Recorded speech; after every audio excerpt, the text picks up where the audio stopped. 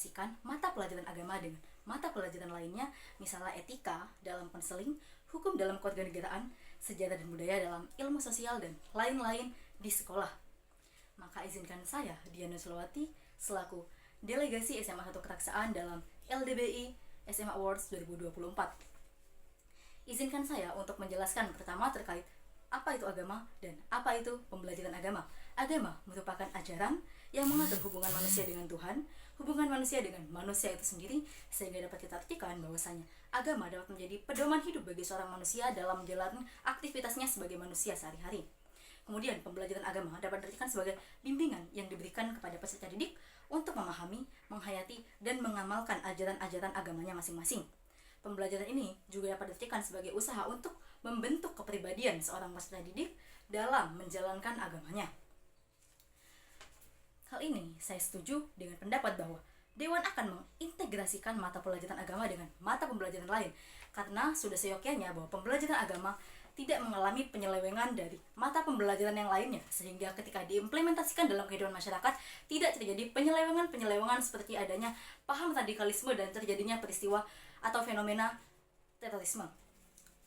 Seperti yang disebutkan oleh BNPT pada tahun 2023, tercatat bahwa ditemukan sekitar 2.670 konten terkait terorisme dan radikalisme yang ingin mempengaruhi generasi muda saat ini, yang tentunya usianya sangat identik dengan pencarian jati diri dan ketidakstabilan emosi yang kerap sekali dimanfaatkan oleh oknum-oknum yang bertanggung jawab untuk menginfiltrasi ideologi radikal pada kaum muda. Hal ini sangat bertentangan dengan Pancasila dan ideologi negara kita. Contohnya saja, di negara-negara luar, di India, yang dulunya sama seperti negara Indonesia, yang sangat menjunjung tinggi adanya demokrasi di antara perbedaan yang ada, saat ini telah mengalami krisis radikalisme, yang mana saat ini berbagai umat-umat agama yang ada di sana mengalami radikalisme antar agama. Bukan hanya satu atau dua agama, namun setiap agama di sana tercium adanya radikalisme terkait agamanya masing-masing. Kemudian juga kita lihat dari konflik antara Israel dan Palestina, yang dapat kita lihat bahwasanya hal ini juga berkaitan dengan adanya paham radikalisme. Paham radikalisme ini juga dapat menimbulkan adanya fenomena terorisme, bukan hanya di Israel dan Palestina yang memakan ribuan korban, namun juga di Indonesia juga patut kita kasihani. Seperti contohnya bom Surabaya pada tahun 2018 yang pada 2 hari sekaligus berurutan dapat menghancurkan 3 gereja dengan bom yang memiliki banyak sekali korban, dengan total sampai 18 orang korban. Memang 18 orang korban mungkin terdengar sangat sedikit, namun hal itu sangat-sangat tidak memanusiakan adanya hak asasi manusia yang terdapat dalam Indonesia maupun juga yang telah ditentukan oleh dunia. Hal ini juga sangat bertentangan dengan adanya paham kita terkait undang-undang yang telah ditetapkan dan terkait peraturan pemerintah yang juga telah ditetapkan di Indonesia, terkait bahwa semua masyarakat Indonesia perlu mengalami pendidikan agama yang dimoralisasikan atau diintegrasikan juga dengan implementasinya bersamaan dengan mata pembelajaran lain, disebutkan dalam Peraturan Pemerintah Nomor 19 Tahun 2005 tentang Standar Nasional Pendidikan dalam Pasal 7 Ayat 1.